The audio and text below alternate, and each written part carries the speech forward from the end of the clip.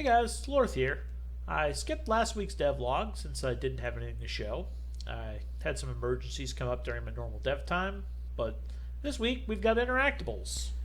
It's relatively simple stuff and they don't actually do anything yet, but you can walk up to these objects, a prompt appears, and you can interact with it using the key displayed. I also gave the object a little particle effect that makes it sparkle. This effect goes away when you interact with it, so you know which ones you've interacted with already. Sadly, it took me a while to really come up with a plan as to what I wanted to do here and then engineer it, so I didn't get a whole heck of a lot done, but I'd like to go over the technicals. The player now has an interaction component.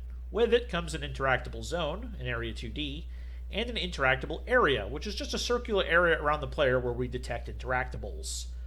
Once an interactable enters the area, we call the interactable zone body entered function, which puts this interactable in a list of nearby interactables. If the list was empty before, we also connect our update interactables function to the update step. If an interactable exits the area, we call the onInteractable zone body exited function. This removes the interactable from our list, hides the prompt from it, and then if we have no more in the list, removes the update interactables function from the update step.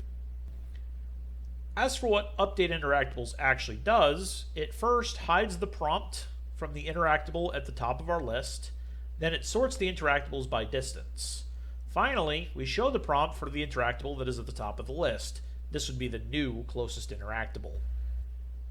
If you've never seen this sort custom thing before and are confused, this is a technique for list sorting functions where we pass what is called a comparator. A list has its own sorting function, which could be any number of things, but is probably quicksort. But when sorting a list, it's important to know in what order you want it sorted. Here, for example, we certainly don't want them sorted alphabetically or by some arbitrary ID number or memory location. So we pass a thing called a comparator, which basically just says, hey, just pass the two items into this function and it'll tell you which one comes before which. In this case, we compare the distance to ourselves and we see which one is closer.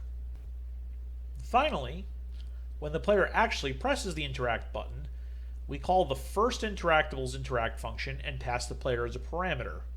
Given that we sort by proximity, the first one should be the closest. The interactable itself is a circle that I've stretched. I wanted to give it a shape like a rack, but honestly I should probably go with a square. It has a particle emitter on it, which I've configured to hue shift the particles a little bit, and the particles are just a basic singular pixel. Then it has a static body. This one at least can't move. A hidden prompt sprite, and a collision shape of a rectangle. The static body exists on both the ground bodies layer and this new interactables layer.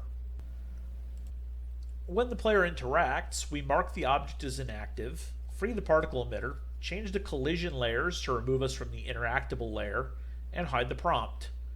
Note I've made a constant for the interaction layer just to make sure it has a name.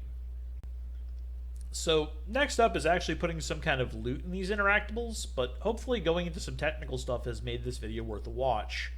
Sorry for the lack of progress, it's been a crazy past few weeks. Hopefully I'll be back next week with some interesting gameplay changes to show, but until next time, be inspired.